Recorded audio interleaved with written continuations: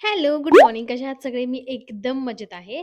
आज तर भयंकरच उशीर झालेला आहे आणि आज मला माहिती सुद्धा आहे आणि मी किती प्रोक्रॅस्टिनेट केलेलं आहे उठण्याआधी हेही मला माहिती आहे. लिटरली मीटिंग चालू होण्यासाठी फक्त 2 मिनिटं बाकी होते आणि मी ऑफिसला पोहोचली आहे. हां, थँक गॉड पोहोचले तरी ॲट माझं तर ऑफिसला यायचं कॅन्सल सुद्धा करायचं चाललं होतं. सिन्स आता फेब्रुवारीमध्ये मी माझ्या मनाने कोणतेही 5 दिवस जाऊ शकते ना.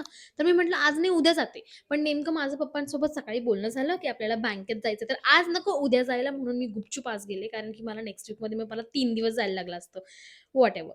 I like this outfit that I am wearing. मला खूप क्यूट वाटत होतं हे आणि मग आउटफिट चेक करून we went ahead for lunch.